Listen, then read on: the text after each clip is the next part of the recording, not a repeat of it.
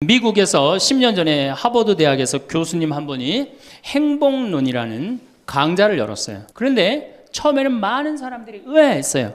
왜 의아했냐면 하버드 대가 어딥니까? 세계 최고의 대학이죠. 쟤네들이 안 행복할 일이 뭐가 있느냐. 좋은 대학에 가고 미래가 보장되어 있는 아이들인데. 그래서 처음에 수강생들이 7명밖에 안 됐어요. 그런데 해가 가면 갈수록 하버드에서 가장 인기 좋은 강좌가 행복론이 됐어요. 마지막에는 요즘은 거의 1000명 정도 듣는다고 그래요. 학생의 1000명이. 그러니까 거의 다 듣는다고 봐야죠. 사실 우리가 이 세상을 사는 이유가 뭐예요? 행복하려고 사는 거 아니에요?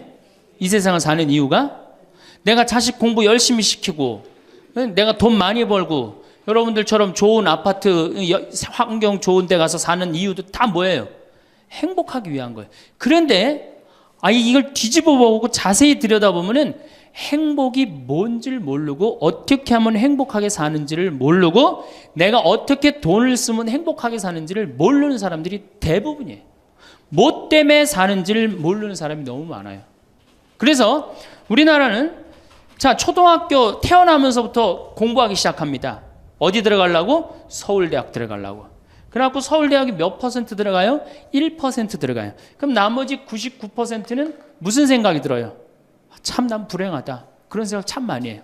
그리고 그 부모는 내가 서울대학에 들여보내려고 있는 돈 없는 돈 다 쏟아붓는데 내 자식이 서울대학 못 가고 저 지방 무슨 3대학에 들어갔어. 그럼 부모는 어떻게 생각해? 부모도 나도 불행하다고 생각하는 거예요. 애도 불행하고 본인도 불행하고. 그럼 서울대학 들어가는 애는 행복하냐? 밥 먹고 공부만 해갖고 20살 때까지 공부만 해갖고 서울대학에 들어가는 애는 행복하냐? 저는 아니라고 생각해요.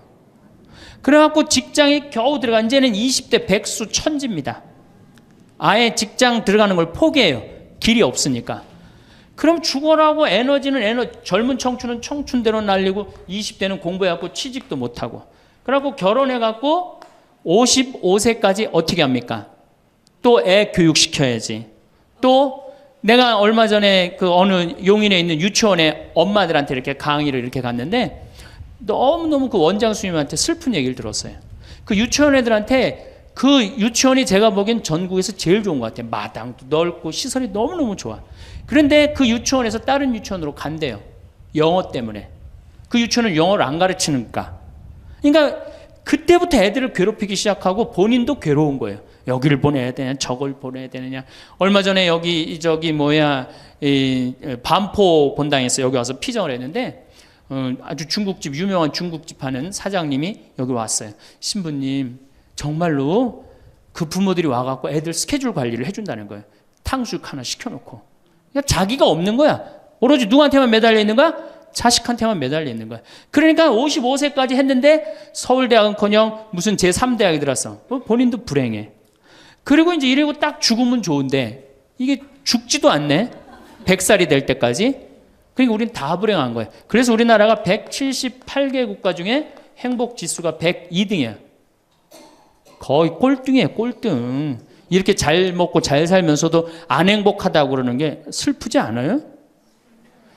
그래서 지금부터 제가 영국 BBC에서 진짜 행복하지 않다는 사람들을 모아갖고 이 10가지, 물론 제가 한 3-4가지는 바꿨지만은 10가지를 실시를 하고 나니까 딱 3개월 지나고 난 다음에 다 행복하다고. 이렇게 세상이 행복한지 난 모르겠다고 그랬대요.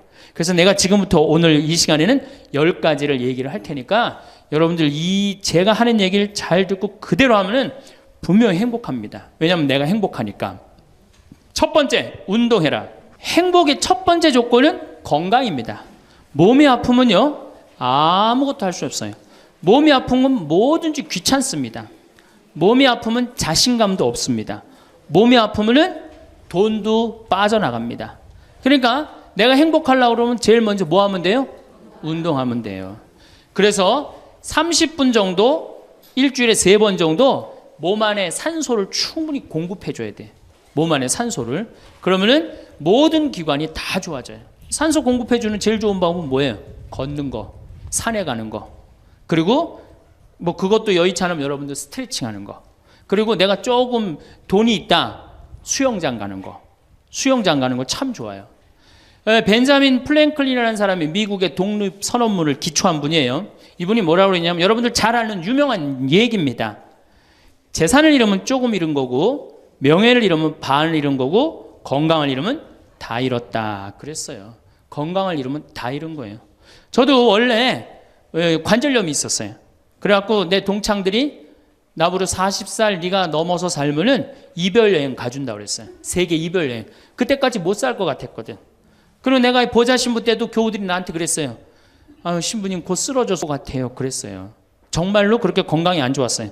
근데 제가 수영을 하면서부터 건강해지기 시작해서 수영하면서 지금 수영장 25m 풀 40밖에 한 번도 안 쉬고 돕니다. 한 번도 안 쉬고. 그거 어려운 거 아니에요.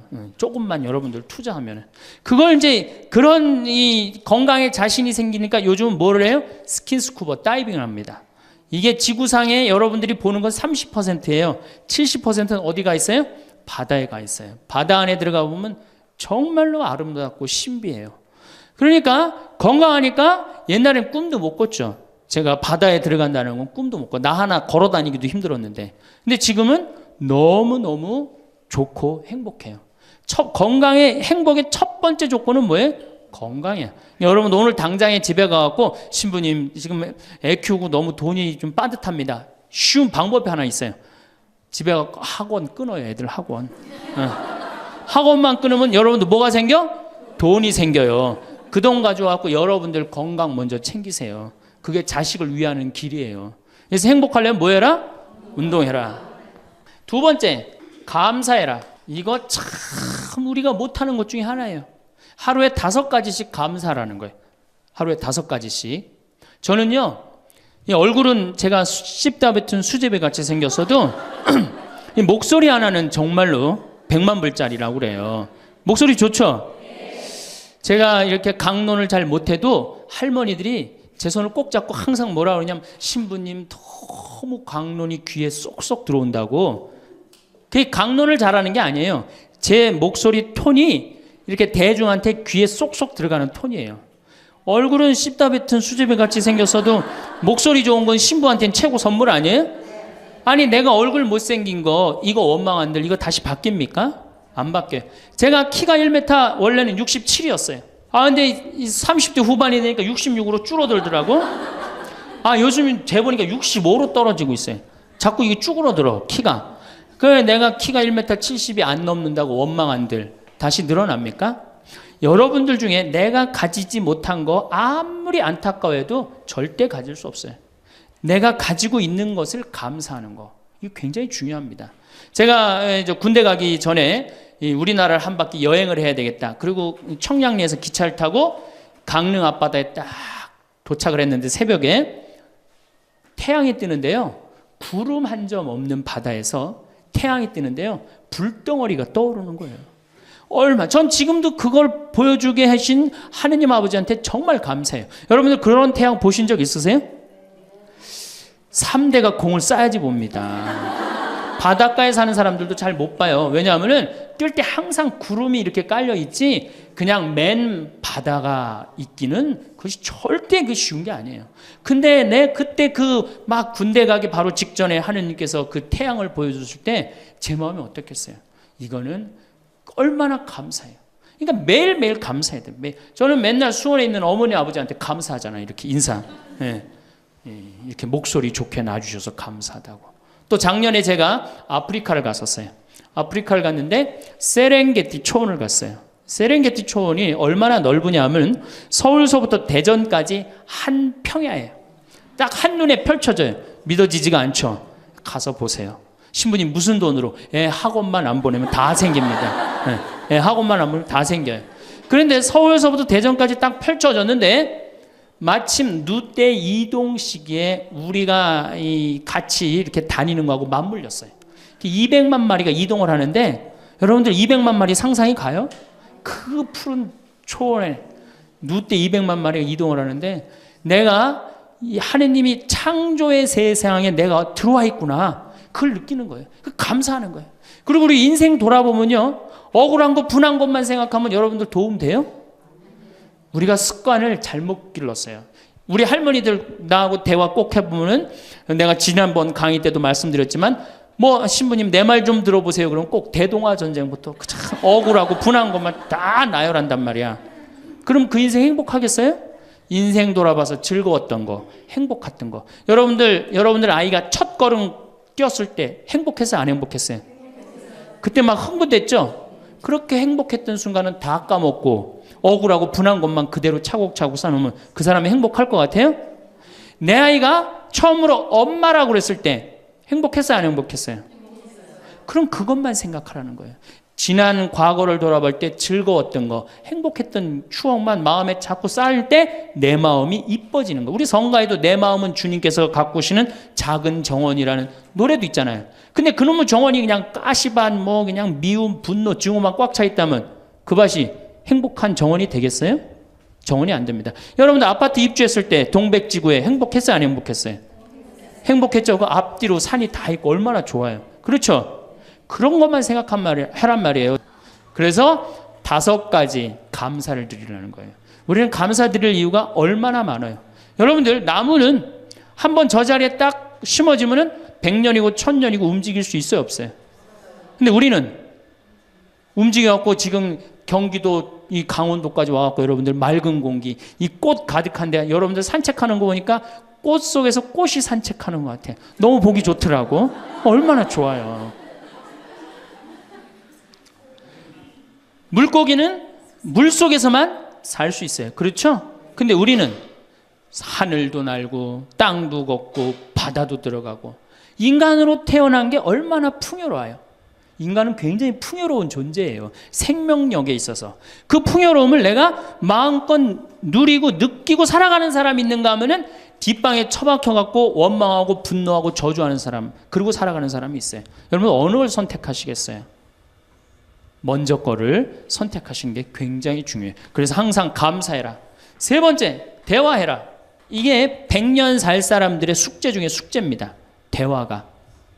왜냐하면 이게 30년 공자님 시대엔 평균 연령이 38세였어요. 대화할 시간이 어디 있어요. 애 놓고 애 키우고 그러다 죽기 바쁜데. 근데 지금 애가 다 직장에 다니고 손자 손녀까지 낳는데도 내가 죽어야 안 죽어요? 그러면 그 많은 시간 뭐하고 살 거예요?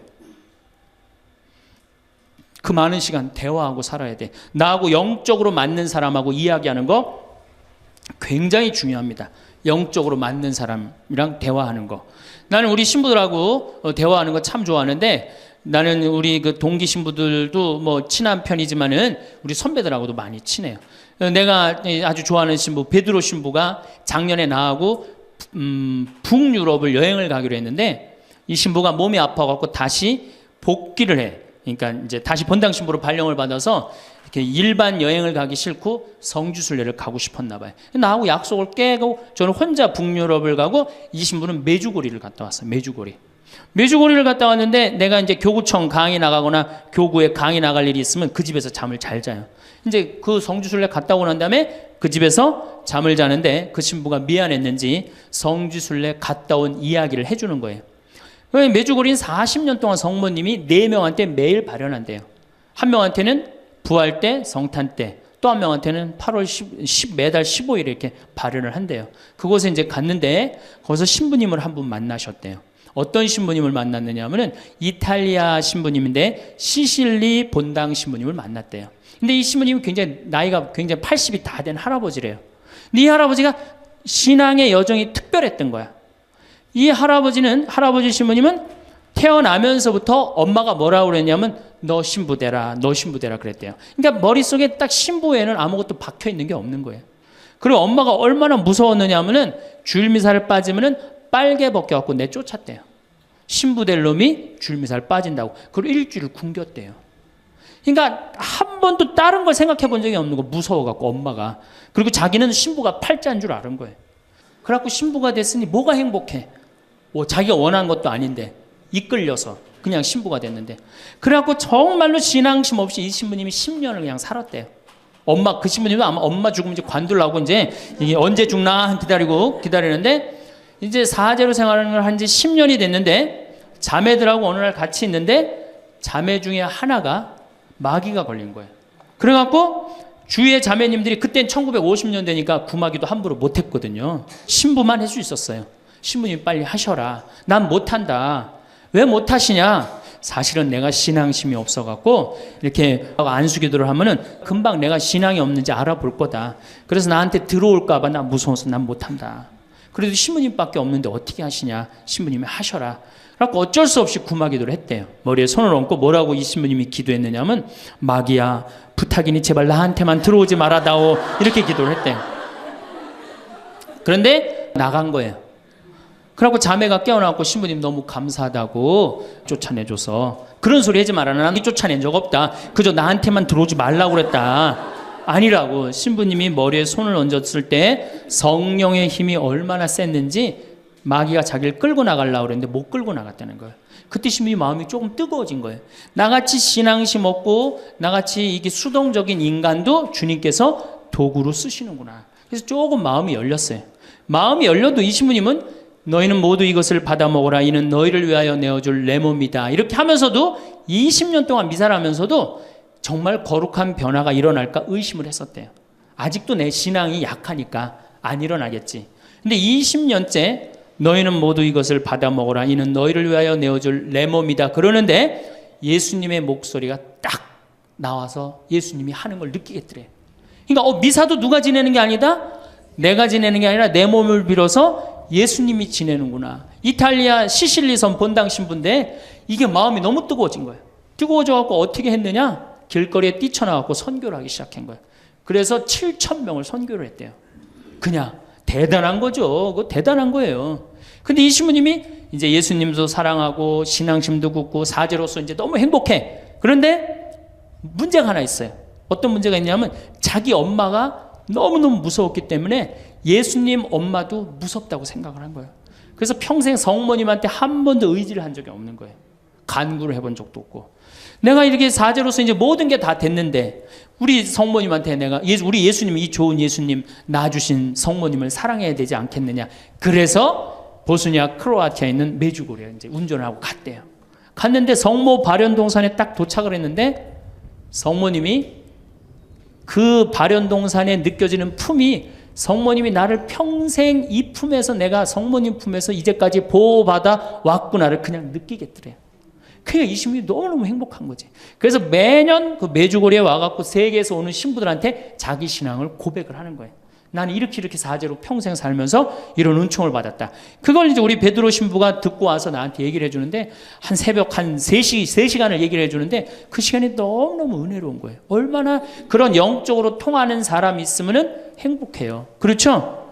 여러분들, 그래서 여러분들 이제 대화가 뭐 요새 무슨 프로에 대화가 필요해 그런 것도 있다며요. 대화가 꼭 필요해요. 여러분들이 여러분을 영적으로 이끌어줄 스승이 필요해요. 신부님, 나는 사실은 저 사람이 굉장히 마음에 드는데 저 사람이 나한테 관심이 없어요. 저 사람이 영적으로 깊은데. 그러면은요, 내 돈 들여서 먹을 거 사주면서 얘기하시면 돼요. 여러분들, 내가 뭘 얻으려면 반드시 어떻게 해야 돼요? 투자해야 됩니다. 그러니까 영적으로 깊은 사람 선물도 사주고, 예? 밥도 사줘가면서 내가 접근해야지. 가만히 있는데 누가 나를 봐줘요.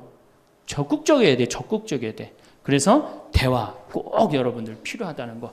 제일 좋은 건 남편이죠. 근데 남편이 안 되면은 주위에 다른 사람들, 주위에 영적으로 깊은 사람들 많아요. 또 뭐 판교가 뭐 땅값이 좋대더라, 뭐 동탄에 그 아파트 거기 상가가 좋대더라, 이런 사람 말고 정말로 삶의 질이 높은 사람, 영적으로 하느님 나라를 정말 갈구하는 사람, 이런 사람하고 가까이 지내고, 그런 사람한테 가까이 지내려면 어떻게 해야 돼? 내가 먼저 다가서야 돼요. 그래서 대화가 꼭 필요하다. 네 번째, 공부해라. 이거 정말로 중요한 것 중에 하나예요.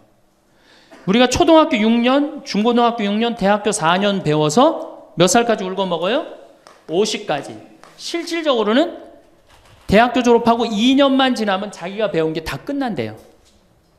그런데도 우리는 공부 안 하고 어떻게 해? 그냥 사는 거예요. 50부터 100살까지 남은 인생 또 50년 남았는데 어떻게 해요? 그냥 사는 거예요.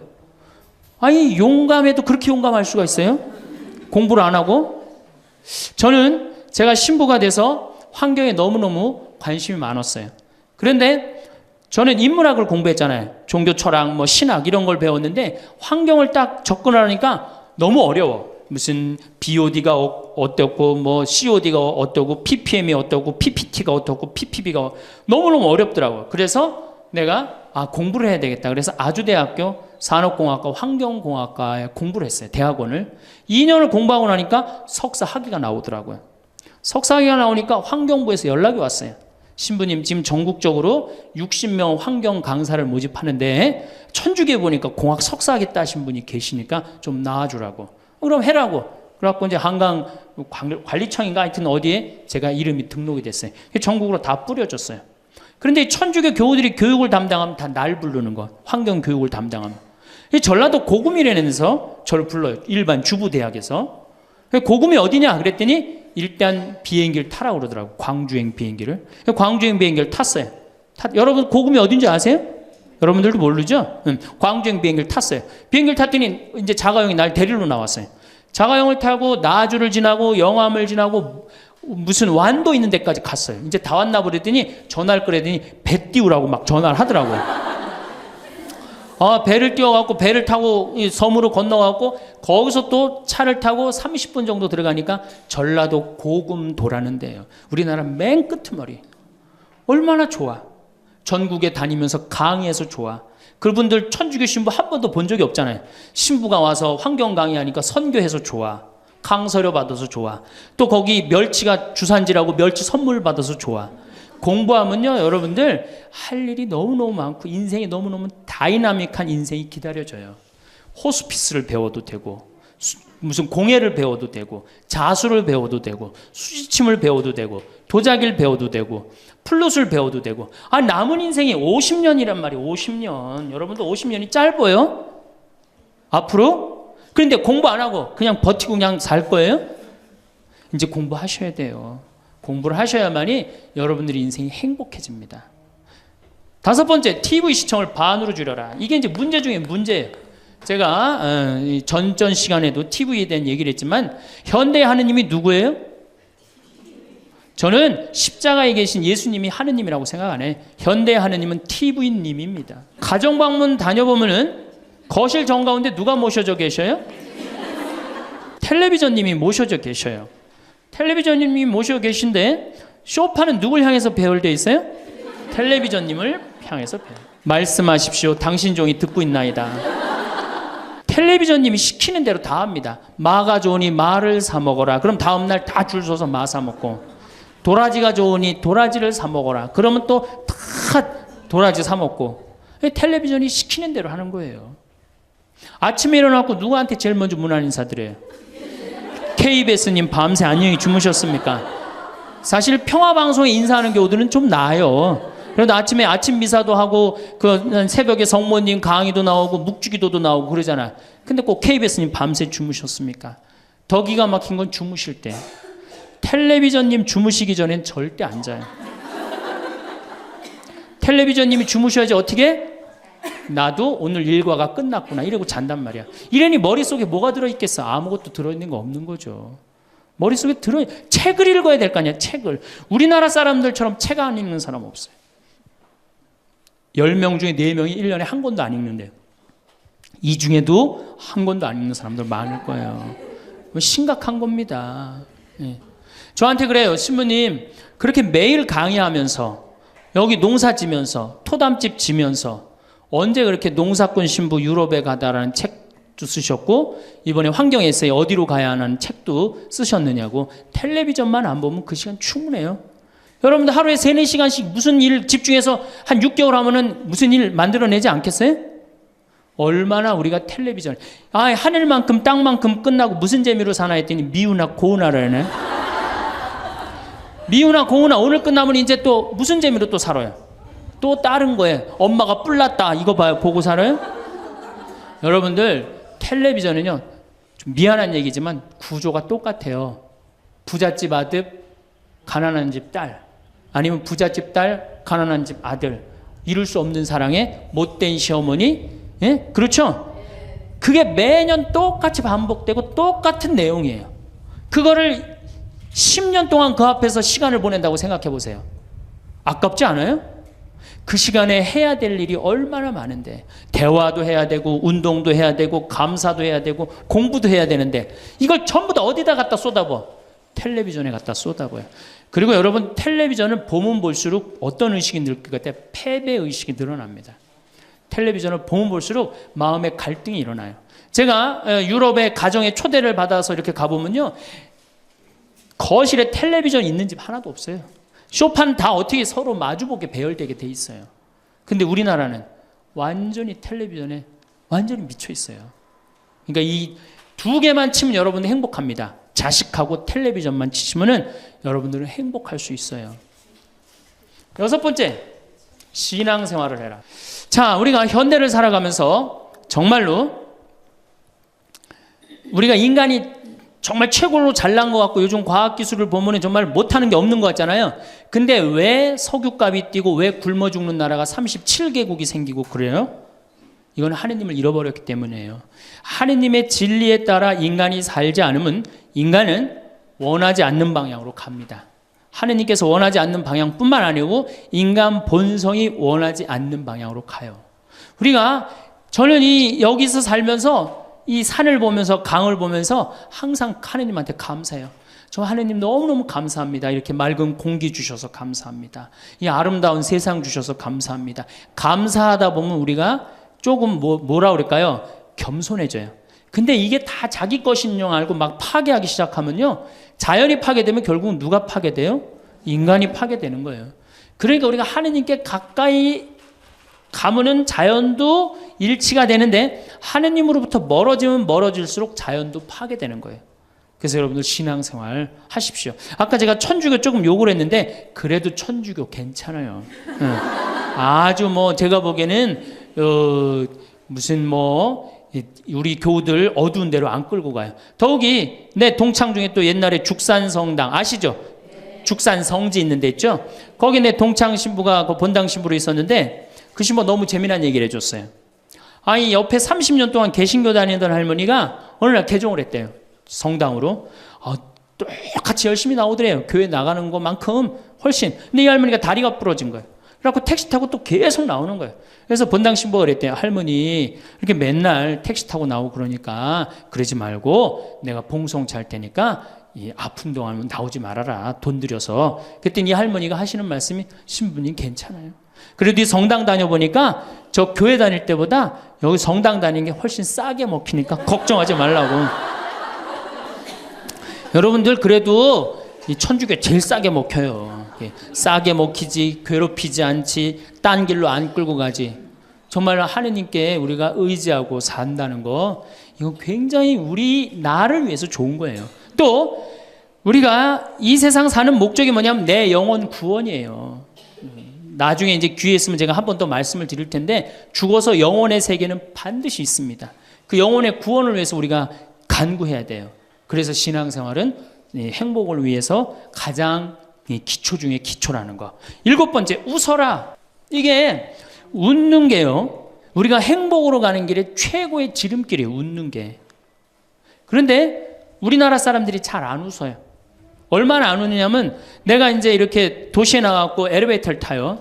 엘리베이터를 타면은 얼굴 모르는 형제가 이렇게 눈이 마주쳐도 제가 웃어줘요. 빵긋 웃어주면은 저쪽에서 같이 싹 미소를 줘주면 참 좋을 텐데 저쪽에 있는 남자가 딱 내가 빵긋 웃어주면 어떻게 하냐면은 내가 저놈을 어디서 봤더라 이러는 표정으로 날 쳐다보는 거예요. 근데 여러분들 유럽을 가고 제가 미국을 가고 아프리카를 가고 파푸아 뉴기니를 가고 인도를 가도 눈 마주쳐서 제가 웃어주면 다 웃어줘요. 근데 절대 안 웃는 나라가 우리나라예요. 얼굴 모르는 사람 이렇게 마주쳐서 웃으면요, 심지어는 여기 우리 생태마을을 찾아오는 사람도 제가 웃어줘도 안 웃어요. 그만큼 경직되어 있는 거예요. 여러분들이 간지러움을 태우고 수술한 사람이랑 마취를 하고 수술한 사람이랑 깨어날 때 누가 덜 아플 것 같아요? 놀랍게도 간지러움을 태우고 수술한 사람이 덜 아프다는 거예요. 웃는 게 우리한테 그만큼 좋은 거예요. 근데 이게 이제 50대 된 여인한테 이제 저 여인이 인생을 어떻게 살았느냐 안 살았느냐가 딱 보여요. 50대 된 여인이 막 항상 웃고 그런 얼굴은요, 50대 되면 얼굴 어떡하고 눈 이거 다 똑같아. 얼굴이 그 얼굴을 다. 그런데 늘 웃고 살아온 자매는요, 참 예뻐요. 편안해 보이고. 주름이 한 560개 정도 이렇게 탁 하면서 얼굴이 굉장히 편안해져요. 근데 이게 안 웃은 여자는 주름이 17개밖에 안 생긴대요. 그러니까 560개면 자갈자갈자갈하니 이쁜데 부담스럽지 않은데 17개면 얼마나 부담스러워요. 이마에 칼자국 나인 거지. 쫙 굵은 주름 여기 쫙. 이 사람은요 웃어도 무서워요. 예, 웃어도 무서워요. 그러니까 여러분도 웃으면서 사세요.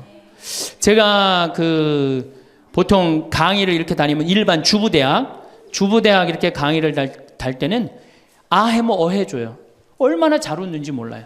근데 내가 일반 공무원들 이렇게 강의를 갈 때가 있어요. 특히 무슨 이렇게 과장들 이런 그런 분들 한 번은 한 200명을 강의를 했는데 죽는 줄 알았어. 내가 2시간 내내 한 번도 안 웃는 거예요. 내 강의를 듣고. 그런데 여러분들 남녀 수명의 차이가요 6년이 납니다. 6년이. 여성이 83세, 남성이 76세. 이제 6년, 7년이 나요. 저는 그 원인이 어딨나 가만히 생각해 보더니 여자는 참 잘 웃어요. 깔깔거리면 자기네들끼리. 남자는 직장에 가도 안 웃고 집에 와도 안 웃고 그러니까 빨리 죽는 거야. 여러분들 오늘 여기서 많이 웃었으니까 내가 보기에는 120살이 아니라 123살까지 살 것 같아요. 네. 오래 살으면 안 되긴 안 되는데 안 죽는 걸 어떻게 해요? 이제 안 죽는 걸 어떻게 해요? 나도 그거 잘 아는데 여러분들 민주주의하고 공산주의가 결정적으로 갈린 이유가 뭐라고 생각하세요? 승패가 어디에 있다고 생각하세요? 저는요 공산주의를 이렇게 보면요 웃음이 없어요. 그렇죠? 가만히 생각하면 공산주의 생각하면 소련, 동독 이런 거 생각하면 웃음이 있어요 없어요? 없죠? 그런데 민주주의 생각하면 유머가 있고 웃음이 있고 영화를 봐도 즐거운 영화만 있잖아요. 공산주의는 막 딱딱하고 결국은 그래서 망한 거예요. 인간은요 웃느냐 웃지 않느냐에 따라서 행복이 결정됩니다. 여러분들이 늘 웃고 산다 그럼 여러분들은 행복의 길로 가는 거예요. 여러분들도 인상 쓰고 산다 그럼 여러분 불행의 길로 가는 거예요. 그러니까 웃어야 돼. 또 웃는 사람한테 매력을 느낀다는 거예요. 웃는 사람한테. 잘 웃는 사람한테 매력이 느끼면 인간관계도 좋아지는 거 아니에요? 내가 재미난 얘기를 했는데 인상 빡 끝날 때까지 남들 다 웃는데 한 사람만 끝까지 안 웃어. 그러면 여러분들 끝까지 안 웃는 사람한테 여러분들 무슨 생각할 것 같아? 저 사람이 다음에 있으면 다시 재밌는 얘기 저 사람 앞에서 안 한다. 그러니까 그 사람하고는 어떻게 된 거? 담이 자꾸 생기는 거예요. 담이 자꾸. 그러니까 어떻게 해야 돼요 여러분들? 웃으세요. 그리고 유머를 많이 배워두는 것도 좋아요. 오늘 저한테 강의 들은 거 이거 잘 외웠다가 가서 얘기해주고 또 제 테이프에 나오는 거 잘 들었다가 얘기해주면은 어서 그렇게 재미난 얘기를 해서 또 얘기 좀 해줘봐. 그러면서 사람이 사는 거예요. 사람은요 수다를 떨면서 살아야 돼. 수다. 제가 한번 본당 신부 때 여러분들처럼 이렇게 젊고 예쁜 본당에 내가 본당 신부를 했었어요. 막 자매들이 막 수다를 떠는 내가 지나가는데 막 당황해하면서 어쩔 줄 몰라 하더라고요. 분명히 내 욕을 한 거야 보니까. 네. 그래서 제가 뭐라고 그랬어요? 그 자매들한테 괜찮아. 이게 성당 다니면서 본당 신부 욕하는 재미가 최고 재밌는 거야. 네. 아니 성당 다니면서 그런 욕도 하는 무슨 재미로 살아. 걱정하지 말고 해든 수다 계속 떨으라고. 우리 신부들은 주교님 욕하면서 사는 거예요. 그러니까 사람이 수다를 떨면서 살아야지 행복하지 참고 산다고 다 좋은 건 아닙니다. 절대. 그러니까 참고 살지 마세요. 제발 이거 우리 성당에 원수를 사랑해라 왼뺨을 대면 다른 뺨을 돌려대라 이거 아주 미치는 교리 중에 하나예요. 여러분들 다 사랑할 수 있어요?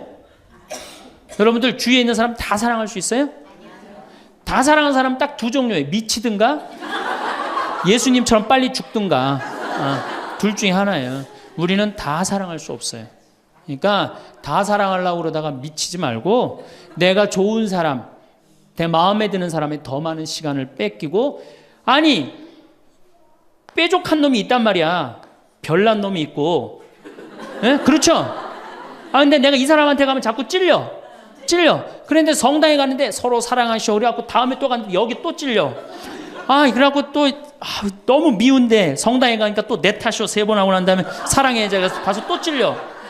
갈 때마다 찔려. 그래갖고 내 마음이 상처투성이야. 근데 아들이 학교 갔다 엄마 나 학교 다녀왔어. 그래 집에 엄마 왜 그래? 말 시키지 마. 나 승질나. 여러분들 차라리 그렇게 찔리는 게 나아요. 그 사람을 안 보고 기쁜 마음으로 있다가 아들을 기쁘게 맞이하는 게 나아요. 이 사람 안 만나도 여러분들 인생 안 망가져요. 이 사람 안 만나도 억지로 가서 그 찔리지 마시고 안 만나면 시간이 지나면 이 사람 이뻐져요. 근데 막 가서 막 들이대고 막 이게 삐죽한 놈한테 가갖고 계속 나는 구역장이니까 끝까지 사랑해야지 그러고 가다가 미치든지 죽든지 둘 중에 하나를 합니다.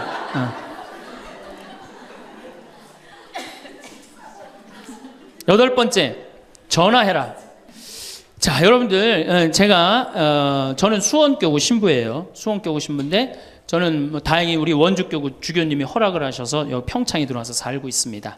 근데 사실은 신부는 본당 신부가 최고예요. 뭐라고 그래도 교우들하고 함께 아이들하고 함께 할머니 할아버지들하고 함께 살 때 신부는 행복한 거예요. 저는 여러분들 이제 오늘 가시면은 여기 정막 강산이에요. 여기 해 떨어지면요 내 다리도 안 보여요. 내 다리도 해 떨어지면 내 다리도 안 보여. 여기 아까 잠깐 앉아서 아우 신부님 너무 경치가 좋다고 그러는데 딱 하루 좋은 거예요. 하루 좋은 거지. 이걸 일주일, 2주일 여기 해 떨어져 갖고 뭐 산책 나가면 내 다리도 안 보이는데 어딜 산책을 나가요. 굉장히 외롭습니다. 여기 앞에도 전원 5세대가 돌았는데 3세대가 나갔어요. 그럼 나도 여기서 교우들 뭐 몇천 명 속에서 살다가 평창에 들어와서 살면은 우울증 걸릴 수 있잖아요. 내 동창이 20명이거든요. 동창이 20명이나 되는데 왜 나한테 전화하는 놈 한 놈도 없지? 걔네들이 날 잊은 건 아닐까? 나는 왜 교구 밖으로 와서 이 고생을 하고 살까? 난 우울하다. 그럼 알아주는 놈 누가 있어요? 아무도 없어요. 어떻게 하면 돼? 내가 먼저 전화하면 되잖아. 아주 너무 쉬운 거 아니에요. 내가 전화해갖고 너 성당은 잘 짓고 있느냐? 너 요즘 큰 성당에 갔는데 어떻게 잘 지내냐? 내일은 내 동창이 또 우리 집에 와서 있겠대. 몸이 안 좋아갖고. 그러니까 그 전화를 하니까 동창들이 와서 안식년도 여기 와서 지내고 아프면 여기 와서 지내고 허리 수술에도 와서 지내고 그러니까 외롭지 않은 거예요. 사랑도 먼저 하는 게 중요한 거지 나한테 누가 해주지 않을까? 죽을 때까지 안 찾아옵니다. 남녀의 사랑 문제가 아니라 인간이 살아가면서 그런 거예요. 그러니까 내가 먼저 전화하라는 거예요. 굉장히 중요한 거예요. 내 동창 중에 지금 복음화국장 우리 수원교구 복음화국장 내 동창인데 얘가 로마로 유학을 갔어요. 있기 전에도 뭐 친하게 지냈지만 유학을 갔는데 이놈이 한 달에 3번 어김없이 전화하는 거예요. 생태마을 농사는 잘 되냐? 잘 돼. 그럼 또 다음에 전화해갖고 생태마을에 피정은 많이 들어오냐? 많이 들어와. 또 다음에 전화하고 너 몸은 안 아프냐? 안 아파. 다음 달에 또 전화해. 생태마을 피정은 많이 들어오냐? 생태마을에 농사는 잘 되냐? 6년 동안 변함없이 전화하는 거야. 내가 전화 한 번 우리 성당 여기 사무실로 전화해갖고 우리 사무장한테 우리 저기 황 신부님 뭐하고 지내느냐고 그 정도로. 그러니 싫어할래야 싫어할 수가 있어요? 얼마나 나를 그렇게 전화해주는 고마워. 그 흠이 있다면 꼭 수신자 부담으로 하는 것 빼고는 너무너무 좋아요. 여러분들도 전화번호를 적어놓고 그렇게 하십시오. 9번째 시간이 없으니까 자, 자기 자신을 사랑해라. 자기 자신을 사랑하지 않는 사람은 어느 누구도 사랑할 수 없어요. 자기 자신을 사랑하지 않는 사람은. 근데 이게 50대 된 아줌마들을 보면 다 쌈순이야, 쌈순이. 자식 보면 자식 보고 싸워요. 내가 너한테 해준 게 얼만데 서울대학도 못 가고 저 지방대학 가고 자취비 무슨 뭐 등록비 이런 거 내 속을 새기냐 그러고 아들 보면 싸워요. 누워갖고 그냥 빈둥빈둥 거리면 이 왼수 같은 놈이라고 그러고 남편 보면은 남편 보고 싸워요. 당신 나한테 시집 와갖고 나한테 해준 게 뭐 있냐고 그러고 내가 눈이 뼈지. 시집 오기 전에 내가 그때 눈이 뼈지. 저 인간을 믿고 내가 시집을 왔다고 그러고 남편 보고 싸워요. 시어머니 보면 시어머니 보고도 싸워. 왜 날 이렇게 괴롭히냐고. 왜 쌈순이가 될까요? 우리나라 40, 50대 주부들이 자기가 행복하지 않기 때문이에요. 다 해주면은 이게 자기 도리라고 큰 착각을 합니다. 그런데 시간이 가면 갈수록 상실감을 느껴요. 이젠 본인이 행복하려고 노력하세요. 여기 암 걸린 분들, 마지막에 이제 더 이상 살 수 없는 분들이 나한테 와갖고 면담을 해요. 특별히 자매님들이 나한테 면담을 할 때 울며 불며 통곡하는 얘기가 뭔지 아세요? 왜 다른 사람들한테는 그렇게 최선을 다했는데 왜 나한테 한 번도 맛있는 거 안 먹이고 나한테 좋은 거 한 번도 구경 안 시켜주고 왜 한 번도 나한테 못 해줬느냐고. 그런데 이제 죽으니 너무너무 나 자신이 불쌍하고 나 자신이 너무너무 억울하다는 거예요. 여러분들이 이제 자신을 위해서 쓰세요. 시부님 돈이 어디 있어요? 학원만 안 보내면 돼요. 또 대학 다니는 자식 있으면 어떻게? 당장 오늘 집에 가고 휴학시켜요. 니네가 벌으라고. 우리나라처럼 이렇게 자식한테 끝까지 대주는 나라는 아무 나라도 없어요. 미국은 졸업하고 30년 동안 대학 학비를 갚습니다. 다 자기가 갚아요. 우리나라처럼 결혼할 때까지 다 대주는 나라는 아무도 없어요. 그런데도 부모 자식 지간이 가장 안 찾아가는 나라가 우리나라가 1등이에요. 사랑이 제대로 안 된 거죠. 제대로 된 사랑을 안 하는 거죠. 나도 본당 신부로 이렇게 있으면서 냉면을 먹고 싶어. 그럼 총회장이 사줄래나 부회장이 사줄래나 성무회장이 사줄래나 안 기다립니다. 냉면 먹고 싶으면 어떻게? 내가 가서 사 먹어요. 내가 냉면 먹고 싶은지 누가 알아? 내가 가서 사 먹으면 되지. 그러니까 아무도 못 얻어먹어서. 그럼 이제 가을 지나고 나는데 가을 때 강론 때 내가 교우들이 3,000 여기 3,500명이라며 교우가 3,500명 냉면 하나도 못 사 먹었 얻어먹었다. 그럼 교우들이 무슨 생각할 것 같아? 우리 신부님 챙겨주는 사람 하나도 없고 빨리 장가 보내드려야 되겠다. 이런 생각한단 말이에요. 그래서 나는 내가 사 먹어요. 내가 사 먹는 동시에 혼자 사 먹으면 청승 맞잖아요. 회장님들 데려가서 내가 사줘요. 내 돈으로. 신부님 무슨 돈이 있어서? 나 강사료 많으니까 다 사줘요. 근데 우리 천주교 교우들은요, 먹고 떨어지는 법이 없어요. 언제 효과가 나타나? 내 영명 죽일 때 다 돌아와요. 그러니까 어떻게? 나도 행복하고 교우들도 행복하고. 얼마나 좋아. 자기 자신을 사랑하십시오. 자기 자신을 귀하게 여겨야만이 그런 나를 보고 다른 사람이 행복한 거예요. 엄마가 맨날 인상 쓰고 있으면 자식이 행복하겠어요? 남편이 행복하겠어요? 시어머니가 행복하겠어요? 늘 밝은 모습으로 이렇게 행복하게. 그러니까 여러분들 자신을 사랑하세요. 10번째, 시간이 없으니까 맨 마지막으로는 이웃에게 친절해라. 이게 이제 문제 중에 문제예요. 우리 천주교 교우들이 무겁게 신앙생활합니다. 십자가의 길도 하고 양심 성찰도 하고 때로는 묵상도 하고 심하게는 관상기도까지 막 어디 다니면서 해요. 근데 실질적으로 그렇게 무겁게 신앙생활하는 만큼 이웃한테 넉넉하냐? 넉넉하지 않아요. 1,000원 갖고 얼마나 치사하게 구는 줄 아세요?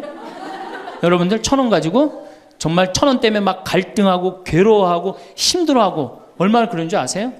여러분들 전철을 탔어요. 마음 편안하게 딱 앉아있는데 갑자기 누가 바구니를 들더니 맹인이 어두운 밤에 캄캄하 이러면 이때부터 갈등하기 시작하는 거야. 이 1,000원을 줄까 말까 이때부터 괴로워하고 얼굴이 빨개졌다 하여졌다. 누가 주래 옆에서? 누가 그런 적도 없는데 내가 100만 원 갖고 괴로워하면 또 이해를 해요. 이건 1,000원 가지고 딸랑 1,000원 가지고 줄까 말까. 그리고 뒷꼭지를 보고 뭐라 그래? 그래도 1,000원을 줄걸. 하느님이 이런 나를 보고 하늘에서 무슨 생각할 것 같아요? 저걸 천당에 데리고 올까 말까. 뭐하러 십자가의 길을 하고 뭐하러 이렇게 심각하게 참회절을 해요? 이런 거 하나도 제대로 못할 거라면은. 재작년에 여기 물폭탄이 터졌어요. 그래갖고 다 잠겼어요, 평창에. 근데 안성에 있는 요셉 양로원, 농아 양로원 할머니들이 전화가 왔어요. 수녀님을 통해서. 신부님 우리가 돕고 싶다는 거예요. 아니 무슨 무료 양로원 있는 할머니들이 돕느냐. 자기네들이 정부에서 나오는 돈이 있대요. 그래서 1,000원씩 고수톱 칠 때 고리도 뜯고 음식물 남기면 1,000원씩 모은 돈이 50만 원을 모아뒀대요. 그래서 여기 우리 형제 중에 조립식에 사는 형제가 집이 다 떠내려갔어요. 그래서 와라. 그랬더니 80만 원을 갖고 왔어. 할머니들이. 한 4-5분이 말 못하는 할머니들이. 그리고 이불 12채, 전기밥솥 하나. 아니 무료 양로원에 사는 할머니도 1년에 한 번씩 돕는다는데 그 살기 좋다는 동백에서 살면서 한 번도 안 도우면은 여러분들 천당 갈 것 같아요? 못 가. 아니 우리가 너무 이웃한테 인색하게 살아요. 내가 시장에 나갔어. 시장에 나갔는데 다리 잘린 분이 이 고무 타이어를 하고 막 음악을 틀고 껌을 이렇게 리어카에 밀고 와. 그러면은 야 천당 갈 공로 쌀 기회가 오는구나. 이런 생각을 해야 되는데 무슨 생각을 해? 제발 내 쪽으로만 오지 마라. 여러분들 교황님이요 뭐라고 그러셨느냐면은 나는 행복했습니다. 여러분들도 행복하십시오. 그리고 가셨죠? 요한 바오로 2세 교황님이. 저는 그 말이 이 세상 어떤 명언보다도 명언이라고 생각해. 인간으로 와서 행복하게 살아야 돼요. 갈 때 행복하게 가야 돼요. 여러분들 신앙생활하는데 우울하게 하면 안 됩니다. 정말 내가 하느님 믿는 거 아니야. 온 우주의 아버지가 내 아버지 아니에요. 주인이 얼마나 행복해. 뭐 때문에 여러분 고통스러운지 아세요? 욕심 때문에 고통스러운 거예요. 그 욕심만 조금만 내다버리면 마음이 얼마나 자유로워요. 다닐 때도 얼마나 많고 구경할 때도 많고 얼마나 아름다워요. 우리 그냥 대한민국처럼 아름다운 나라가 어디 있어요. 세계에서 제일 아름다운 나라가 대한민국이에요. 다녀볼 때 너무 많아. 결론으로 자 여러분들 지금 오늘 이제 집에 가면은 당장에 경복궁 먼저 가세요. 경복궁에 비원을 한번 가보세요. 그 조경이 얼마나 멋있어. 뭐 남편 손을 잡든 자식 손을 잡든 친구 손을 잡든 가갖고 도시락 해갖고 거기서 딱 까먹으면 바로 왕비만 바로 되는 거 아니에요? 옛날엔 거기 누가 들어갔어요? 지금은 들어갈 수 있어요 없어요? 있잖아요. 5,000원 10,000원만 내면 5,000원만 되면 왕비가 될 수 있는데 그 행복한 길을 우리가 땅바닥 우울하게 쳐다보느냐고 못 찾아가고 있는 거예요. 그래서 전 여러분들이 행복했으면 좋겠어요. 여러분들이 행복해야지 대한민국이 행복합니다. 예, 감사합니다. 아침에 눈을 뜨는 순간 우리는 이미 하루를 어떤 방향으로 살아갈 것인지를 무의식 중에 선택하고 있습니다. 그 선택이 거창할 필요는 없습니다. 거울 앞에서 잠깐 입꼬리를 올려보는 것, 창문 너머로 들어오는 빛을 잠시 바라보는 것, 그 작은 순간들이 모여 하루의 방향을 만들어냅니다. 사람들은 흔히 삶을 바꾸려면 무언가 크고 특별한 일이 있어야 한다고 생각합니다. 새로운 환경이 필요하다고, 더 좋은 조건이 갖춰져야 한다고 생각합니다. 그러나 삶은 그런 방식으로 바뀌지 않는 경우가 더 많습니다. 오히려 아주 작은 태도 하나가 하루를 바꾸고 그 하루가 쌓여 삶 전체의 방향을 조용히 바꾸어 놓습니다. 웃음은 감정의 결과라고 생각하기 쉽습니다. 기분이 좋아야 웃을 수 있다고 생각하지만 사실은 그 반대가 되기도 합니다. 웃기 때문에 기분이 밝아지는 일이 생깁니다. 표정 하나가 마음의 공기를 바꾸고 굳어있던 생각을 부드럽게 풀어냅니다. 웃음은 상황을 바꾸지 못할지라도 상황을 바라보는 시선을 바꿉니다. 그래서 웃음은 가벼워 보이지만 결코 가볍지 않습니다. 웃음은 하루의 방향을 정하는 가장 단순하고도 강력한 출발점입니다. 마음이 먼저 밝아져야 웃을 수 있다고 생각하는 동안 우리는 웃음을 자꾸 뒤로 미루게 됩니다. 그러나 반대로 생각해보면 웃음이 마음을 이끌 수도 있습니다. 표정은 마음을 반영하기도 하지만 동시에 마음에 영향을 주기도 합니다. 작은 미소 하나가 그날의 공기를 바꾸는 일은 생각보다 자주 일어납니다. 잘 웃는 사람은 삶을 밝게 해석하는 경향이 있습니다. 같은 현실 속에서도 의미를 찾고 부족함 속에서도 여유를 발견합니다. 그리고 그런 사람 곁에는 자연스럽게 사람들이 모여듭니다. 표정이 부드러운 사람, 작은 것에도 밝게 반응하는 사람 곁에는 온기가 머뭅니다. 관계는 그렇게 시작됩니다. 특별한 조건이 필요한 것이 아니라 그저 따뜻한 표정 하나가 씨앗이 됩니다. 웃음은 나를 위한 선택이기도 하지만 동시에 주변 사람들에게 건네는 선물이기도 합니다. 말 한마디 없이도 따뜻함을 전할 수 있는 방법이 바로 웃음입니다. 그러나 웃음을 유지하는 것이 언제나 쉬운 일은 아닙니다. 마음이 무거운 날이 있고 기력이 없는 날이 있으며 이유 없이 허전한 날도 있습니다. 그럴 때일수록 더 작은 것에 눈을 돌릴 필요가 있습니다. 억지로 크게 웃으려 할 필요는 없습니다. 그냥 조금 더 부드러운 표정으로 하루를 맞이하는 것만으로도 충분합니다. 작은 움직임이 마음을 이끄는 경우가 생각보다 많습니다. 아무것도 하기 싫은 날, 그냥 창밖을 바라보며 짧은 한숨을 내쉬는 것도 괜찮습니다. 그 자체가 이미 하루를 살아가는 하나의 방식이니까요. 웃음이 하루를 여는 문이라면 감사는 그 하루를 채우는 힘입니다. 사람은 본능적으로 없는 것, 부족한 것, 이루지 못한 것에 마음을 빼앗기도록 되어 있습니다. 현실에서 느끼는 결핍감은 자연스러운 감정입니다. 그러나 그 마음이 지배적이 되면 이미 곁에 있는 것들이 보이지 않게 됩니다. 이미 가진 것들이 있음에도 불구하고 늘 무언가가 부족한 것처럼 느껴지는 상태가 됩니다. 그 상태가 오래 이어지면 마음은 점점 좁아지고 작은 일에도 쉽게 지치게 됩니다. 감사는 그 흐름을 바꾸는 태도입니다. 당연하다고 여겼던 것들을 새로운 눈으로 바라보는 순간 삶의 질감이 달라집니다. 오늘도 말할 수 있는 목소리가 있고, 걸을 수 있는 다리가 있고, 마음을 나눌 수 있는 사람이 곁에 있다는 사실. 이런 것들을 의식적으로 떠올리는 습관은 마음을 맑게 합니다. 감사는 현실을 아름답게 꾸며내는 것이 아닙니다. 삶에는 부족함과 풍요로움이 동시에 존재한다는 사실을 있는 그대로 받아들이는 태도입니다. 그 균형을 찾는 것, 그것이 감사의 본질입니다. 감사는 큰 행복을 찾아 나서는 여정이 아닙니다. 이미 내 삶 안에 존재하는 것들을 알아보는 눈을 키우는 일입니다. 그 눈이 열리면 평범한 하루가 특별한 하루로 바뀝니다. 감사하는 습관이 몸에 익으면 같은 하루도 다르게 느껴지기 시작합니다. 찬바람이 부는 날 따뜻한 온기가 더 선명하게 느껴지듯 힘든 시간을 지나온 만큼 평범한 하루가 더 소중하게 다가옵니다. 아침에 잠에서 깨어 가만히 누운 채로 떠올려보는 것들, 오늘 하루 내 곁에 있는 것들, 사소해 보이지만 실은 없으면 안 될 것들, 그것들을 하나하나 헤아려 보는 습관은 하루를 시작하는 마음의 자세를 단단하게 만들어줍니다. 거창하지 않아도 됩니다.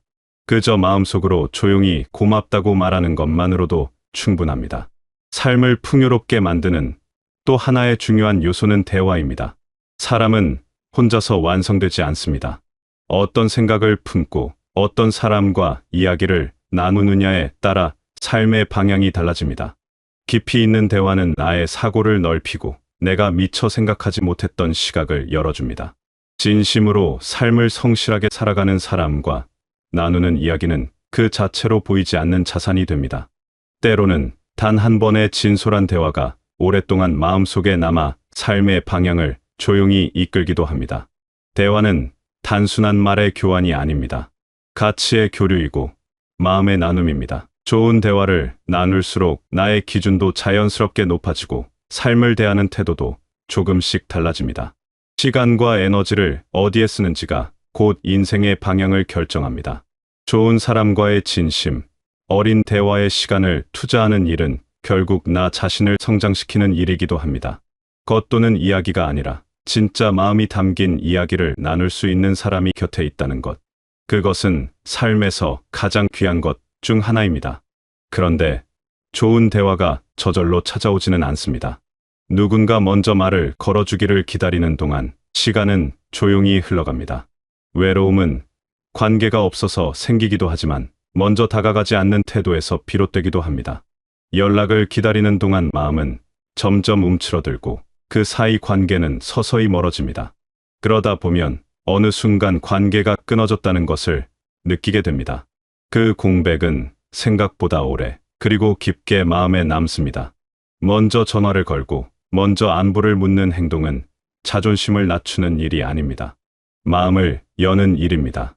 작은 용기 하나가 관계의 흐름을 바꿉니다. 반가운 목소리를 먼저 건네는 것, 오랫동안 연락하지 못했던 사람에게 짧은 안부를 전하는 것, 그런 작은 행동들이 쌓이면 관계는 단단해지고 외로움은 설 자리를 잃습니다. 삶은 기다리는 사람보다 움직이는 사람에게 조금 더 따뜻합니다. 먼저 내민 손 하나가 오랜 시간 관계를 이어주는 다리가 되기도 합니다. 그 다리가 있는 한 혼자가 아닙니다. 이 모든 태도의 중심에는 결국 자기 자신이 있습니다. 나를 소홀히 하면서 웃음을 유지하기 어렵고 나를 돌보지 않으면서 감사하기도 어렵습니다. 나를 귀하게 여기는 일이 모든 것의 바탕이 됩니다. 자신을 사랑한다는 것은 이기적이 되는 것이 아닙니다. 나를 존중하는 선택을 하는 것입니다. 내가 나를 어떻게 대하느냐가 다른 사람들이 나를 대하는 방식에도 영향을 줍니다. 스스로를 함부로 대하면 타인도 그렇게 대하는 것을 허용하게 됩니다. 반대로 스스로를 소중히 여기면 그에 걸맞은 관계와 환경이 자연스럽게 갖춰집니다. 나를 위해 시간을 쓰고 나를 위해 좋은 것을 선택하고 나를 위해 쉼을 허락하는 일, 이것은 사치가 아니라 책임입니다. 몸이 피곤할 때 쉬는 것, 마음이 무거울 때 가만히 앉아 그 감정을 인정하는 것, 스스로에게 따뜻한 말을 건네는 것, 이런 행동들이 나를 지탱하는 힘이 됩니다. 스스로를 귀하게 여길 때 타인도 나를 귀하게 대합니다. 자기 존중은 관계의 기준을 세우고 삶의 품격을 지탱합니다. 자신을 돌본다는 것은 단순히 몸을 편하게 하는 것만을 의미하지 않습니다. 마음이 원하는 것에 귀를 기울이는 일이기도 합니다. 오래전부터 하고 싶었던 것, 해보고 싶었지만 미뤄뒀던 것, 소소하게 기분이 좋아지는 것들을 찾아보는 일. 그것이 나를 위한 진정한 선택입니다. 삶은 해야 하는 일들만으로 채워지기에는 너무 소중합니다. 하고 싶은 일, 좋아하는 것, 마음이 설레는 것들을 위한 자리도 필요합니다. 그 자리를 만드는 것, 그것이 나를 사랑하는 구체적인 방법입니다. 마음을 돌보는 방법 가운데 하나는 자연과 함께하는 시간입니다. 계절이 바뀌는 소리를 듣고 바람의 온도를 느끼고 하늘의 색이 달라지는 것을 바라보는 일. 이런 것들은 언제나 무료이고 언제나 곁에 있습니다. 자연은 말 없이도 많은 것을 이야기합니다. 봄이 오면 반드시 꽃이 피고 겨울이 지나면 어김없이 따뜻함이 찾아옵니다. 그 순환 속에서 우리는 삶이 계속된다는 사실을 몸으로 느낍니다. 어떤 계절도 영원히 머물지 않는다는 것, 그것은 힘든 시간도 반드시 지나간다는 말이기도 합니다. 삶이 뜻대로 되지 않는 날, 마음이 무너질 것 같은 날도 있습니다. 그런 날에는 억지로 웃으려 하거나 감사한 것을 찾으려 하지 않아도 됩니다. 그냥 그 마음을 있는 그대로 받아들이는 것도 하나의 태도입니다. 어두운 감정을 억압하는 것이 강함이 아닙니다. 그 감정을 부드럽게 안아주는 것이 진짜 강함입니다. 아프면 아프다고, 힘들면 힘들다고 스스로에게 솔직한 것. 그것도 나를 귀하게 여기는 방식 중 하나입니다. 괜찮지 않은 나를 있는 그대로 인정하는 것. 그것이 오히려 더 빠르게 다시 일어서는 힘이 되기도 합니다. 우리가 살아가면서 쌓아온 것들은 눈에 보이는 것만이 아닙니다. 숱한 날들을 버텨온 힘, 수많은 관계를 통해 배운 지혜, 기쁨과 슬픔을 함께 겪으며 단단해진 마음. 이런 것들은 어디에도 기록되지 않지만 삶을 살아가는 내내 우리 안에서 빛을 발합니다. 그 빛이 바로 지금의 나를 만든 것들입니다. 그 빛은 아무도 빼앗아 갈 수 없습니다. 어떤 상황에서도 여러분 안에 있는 그 빛은 사라지지 않습니다. 어떤 태도로 하루를 살아가느냐가 삶의 방향을 결정합니다. 웃음, 감사, 진심 어린 대화, 먼저 손을 내미는 용기, 그리고 자신을 사랑하는 마음. 이 5가지는 거창한 성공 전략이 아닙니다. 그러나 삶의 공기를 바꾸는 기본입니다. 우리는 거대한 변화를 기다리지만 삶은 작은 태도의 반복으로 완성됩니다. 오늘 하루를 어떤 표정으로 시작했는지, 무엇을 떠올리며 하루를 마무리했는지, 누구에게 먼저 온기를 전했는지, 그 선택들이 쌓여 삶의 결을 만듭니다. 크고 화려한 것만이 삶을 풍요롭게 만드는 것이 아닙니다. 매일의 작은 태도들이 조용히 삶의 품격을 만들어갑니다. 삶은 조건이 갖춰져야만 빛나는 것이 아닙니다. 지금 이 자리에서, 지금 이 순간에 어떤 태도로 서 있느냐에 따라 삶은 달라집니다.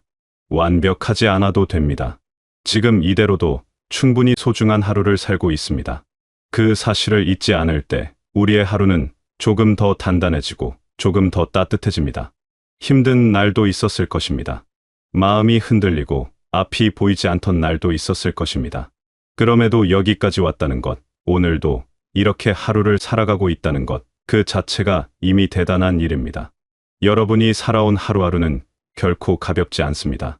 그 무게를 알기에 오늘의 여러분에게 진심으로 따뜻한 박수를 보내고 싶습니다. 지금 이 순간도 충분히 잘 살고 계십니다. 앞으로의 하루도 작은 웃음과 감사, 그리고 스스로를 귀하게 여기는 마음으로 가득한 날들이 되시길 바라겠습니다.